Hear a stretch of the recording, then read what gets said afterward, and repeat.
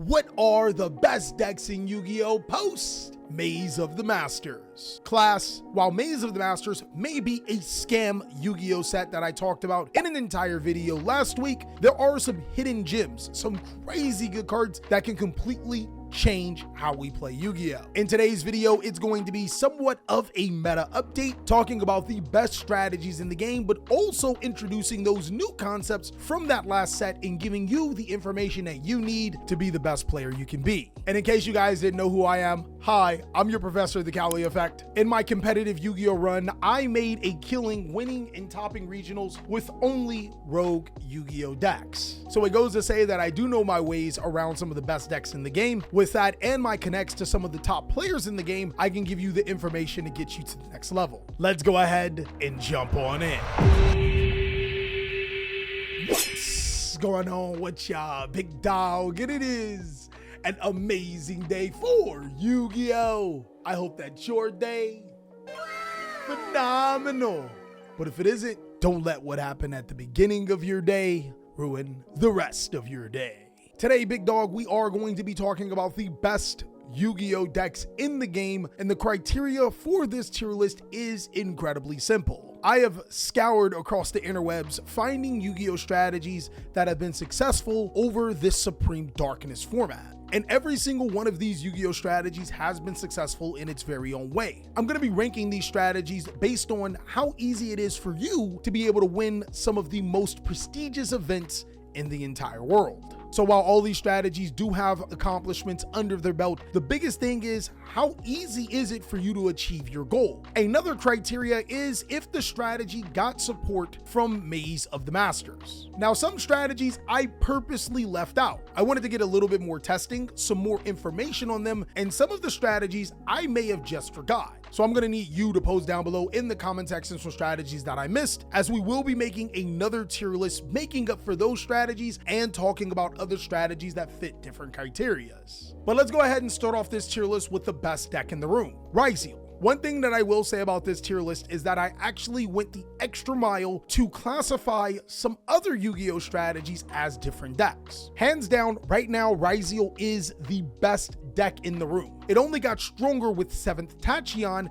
making the deck a lot more searchable. But you're probably wondering what's the best version of Ryzeal. There's still Fiendsmith Ryzeal and Mitsurugi Ryzeal. Those strategies can very much compete and can be successful. While I do think that both Fiendsmith and Mitsurugi Ryzeal are incredibly strong, I think that the best version of Ryzeal moving forward is going to be pure. The biggest thing about pure Ryzeal is that it does give you counters for your counters. A lot of players are playing Bystials to be able to stop Mitsurugi and Fiendsmith, but if you drop those, then your deck is a lot less susceptible to those type of cards. Another thing about the pure variant is that since you are going with the smaller engine, you have enough space to be able to play disruptive Yu-Gi-Oh! Cards. Pure Ryzeal was not only successful at YCS Birmingham, it won YCS Australia, despite the other variants being prevalent. But after that, we're going to jump into Blue Eyes White Dragon, Kaiba's most precious card. Blue Eyes has been successful. While 3 structure decks isn't going to get you exactly what you need into Blue Eyes, the most successful lists have been playing Primite, whether it's Primite with Buster Blader or not. It seems that you're going to need those Primite cards to make this deck viable. I think if you're getting into the game of Yu-Gi-Oh! And you want a nostalgic deck that can actually compete, then Blue Eyes is your best bet. Currently right now, it is going on a tear as one of the best decks in the game, and fortunately enough, the Primite cards are being reprinted very soon. I can see Blue Eyes being a really good strategy for at least 2025.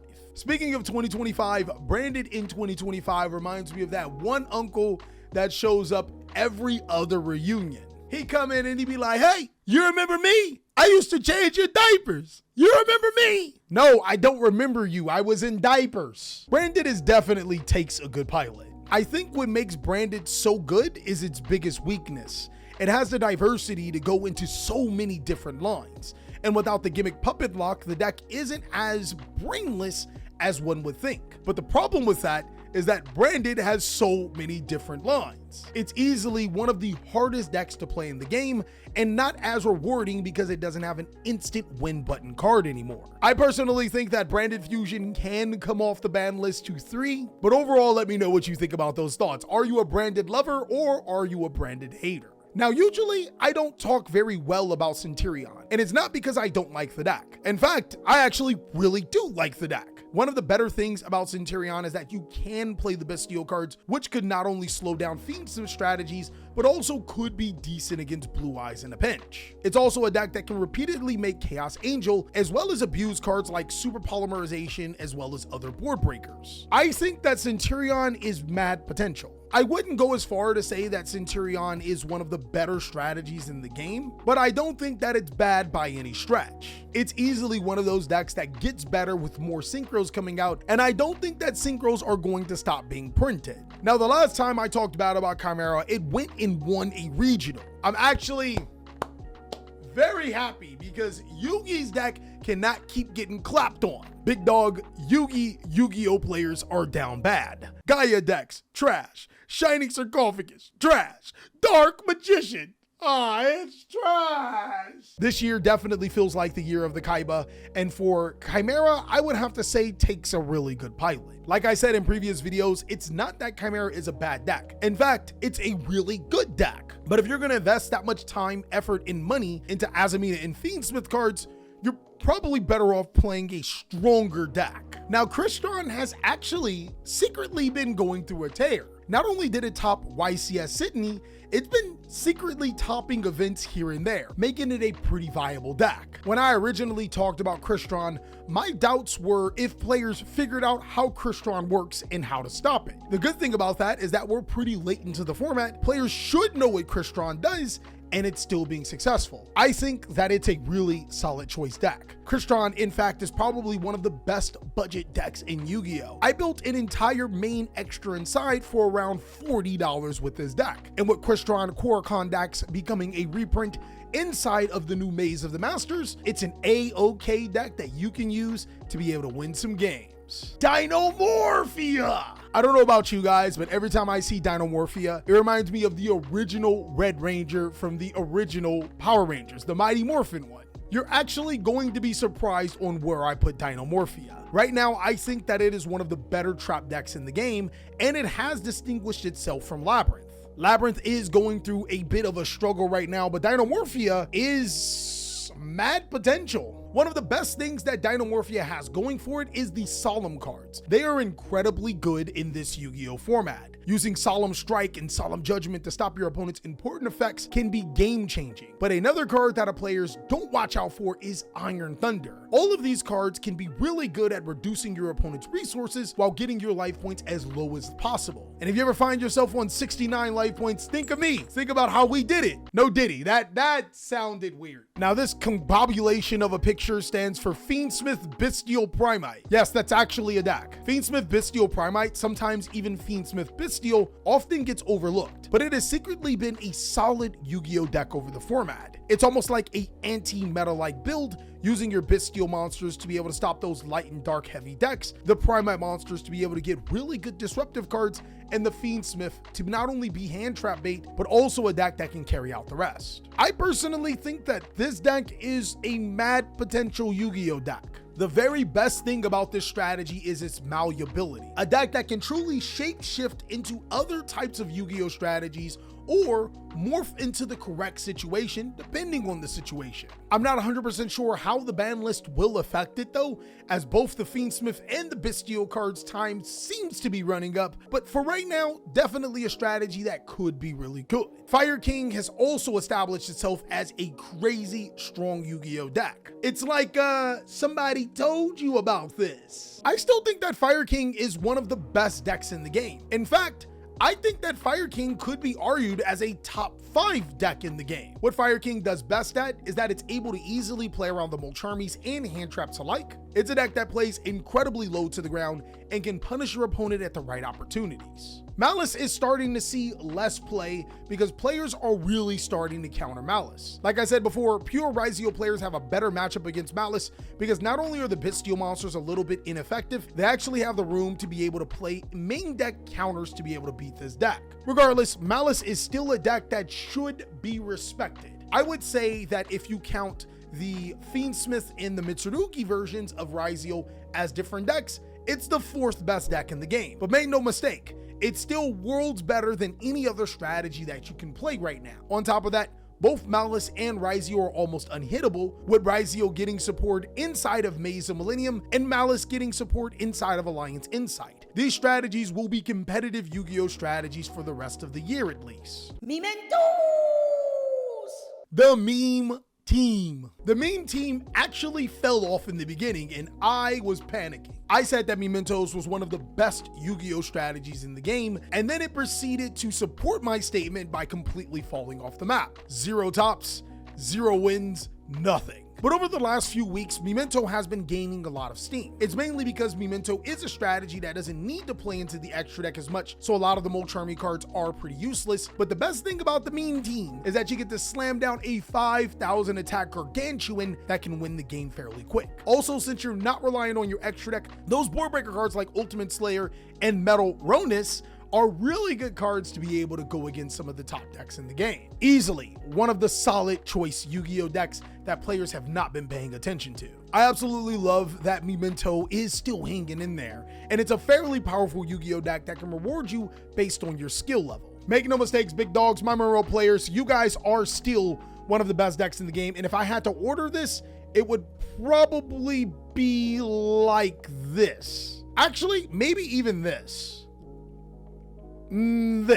So if you guys wanted to know my top 5, at least in my head at this very second, Ryzeal on all variants, Maliss, Blue Eyes, Mermail, and the meme team, or maybe even Crystron. One of these. It really depends on the day and the time. Mermail has proven itself time after time again. It can be a solid competitor in this format, easily dodging the Bystial cards because it's a water deck, and also being able to play Dominus Impulse because it's a water deck. It's one of the most ridiculous Yu-Gi-Oh strategies in the game that not only can push through boards, can make some of the craziest ones on their own. Orcust somehow topped an event. Big dog, let's be real. I don't think that it would be able to consistently do that without the new support. I'm gonna put it in Odion's choice, our first strategy in Odion's choice. Now look, big dog, I'm not trying to say that Odion makes poor decisions. All I'm trying to say is that Odion was trying to defend Merrick. His choices may not be the best choices to get you where you need to go. We know that Orcust is getting more support in the very near future. In Battles of Legends, Monsters, Mayhem, or whatever they call it, there are going to be some pretty powerful cards to make Orcust a lot stronger, so this is bound to change over time.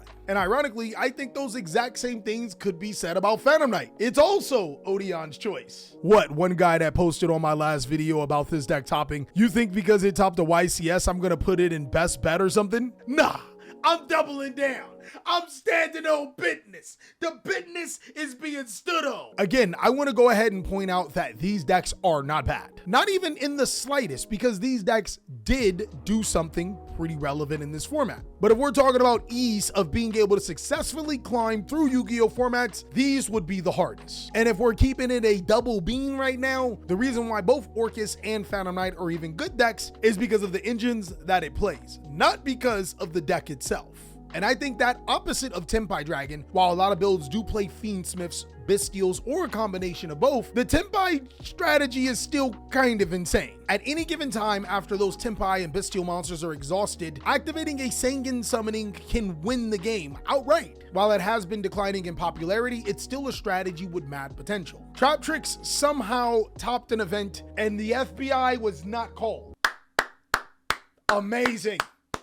I'm sick. Amazing. Now, I think that the better version of Traptrix would be Traptrix Ryzeal. Ryzeal can give you access to those rank 4s a little bit easier. In turn, your Traptrix card can provide you protection from cards like Nibiru and other card effects, doubly insulating you, but that's here nor there. I would put Traptrix into Odion's choice, and I hope Odion would not be in the same room as Prince Hansen for that choice. No, in all seriousness, I think that Traptrix isn't a bad Yu-Gi-Oh deck. It is getting subtle hints of it being stronger than what a lot of people will give it credit. I just don't think it would be the most effective strategy for you to be able to secure your top 4, whether it's locals, regionals, or even a YCS. Next is White Forest, my boy. I would put White Forest into solid choice. I think that White Forest is another one of those secret Yu-Gi-Oh decks that people haven't been paying attention to. And to be honest, it's probably right here, if not stronger than Memento. It's a crazy good Yu-Gi-Oh deck that has the insulation through the Azamina cards, has board breaking potential, and summons the most powerful synchro monsters in the game. Some of them exclusive to just White Force. Ever since Yubel lost Phantom with Yubel, players have completely dumped this deck in the trash, which is crazy because there's still a lot of things that are going for Yubel that's really good. Like for example, Nightmare Pain being able to win the game despite you not having a winning board.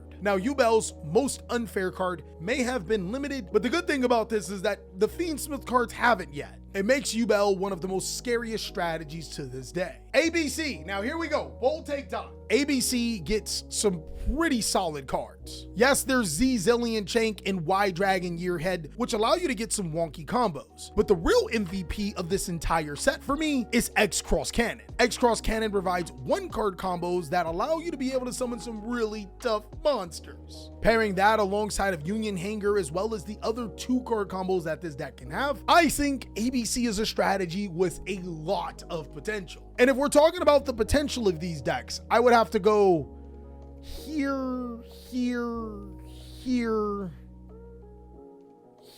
maybe even here, something like this. My hopes for ABC might be a little too high, but if Kaiba can make Blue Eyes competitive again, there's no way Kaiba can't make ABC, XYZ, VW, GXY, OGZ, whatever it is competitive. Next thing you know, we'll be playing the Alphabet Soup deck, and Kaiba will have us play one of every card because that's what a real guy does. And 3 Blue Eyes White Dragons. Speaking of such, Ancient Gear finally got Ancient Gear statue, making it a worse Tenpai dragon? Okay, hear me out. Sengen summoning is limited to 1, which means that Ancient Gears have a better Sengen summoning.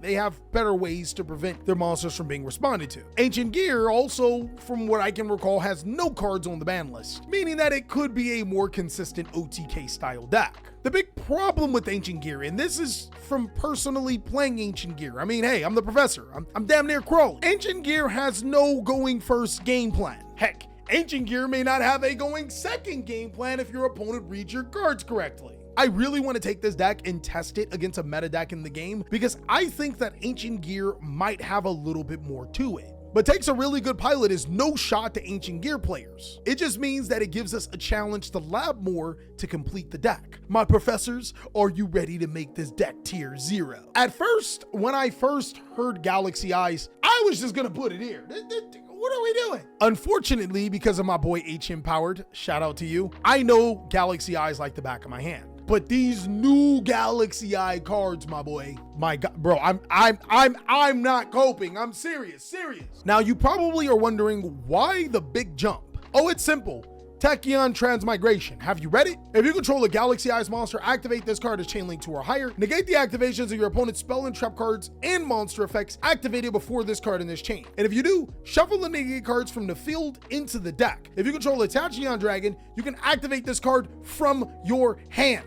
What in the actual? That is simply one of the most busted cards that I've ever heard, read, or seen in any anime deck. And it makes it even easier because of the other new cards like the new Dragluxin allows you to be able to easily summon your galaxy monsters. And it searches Tachyon Transmigration.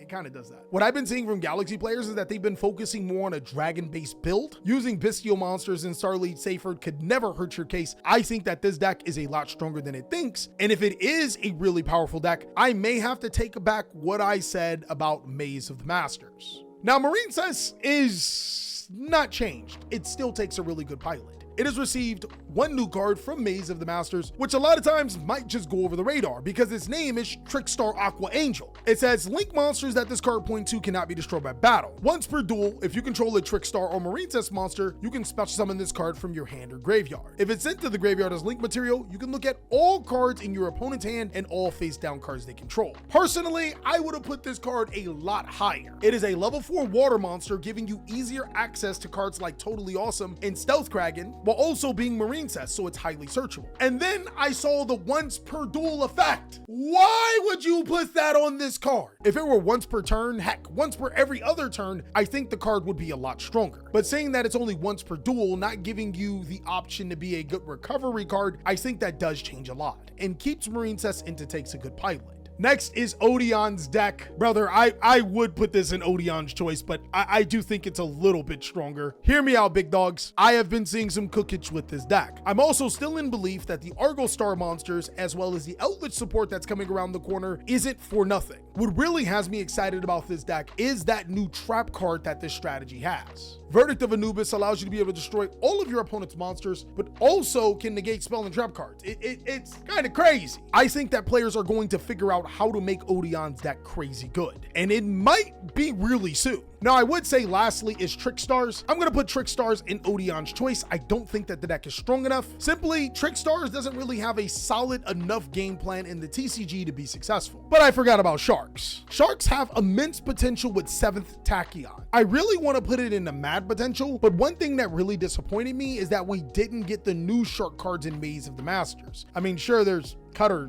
Shark, sure, but the other ones would have really helped. I'm gonna put it in the Takes a Good Pilot, though I think it could go higher. And that's all that I got for the best decks tier list post Maze of the Masters. I really want to know, what do you think about these particular rankings? Also, class, just as a reminder, if you wanted to see this video early, I put it on my Patreon as a special thank you for helping me pay my editors. Well, your assignment for today is to let me know what strategies that I missed, but also be sure to make it to your next class so I can catch you on the next video.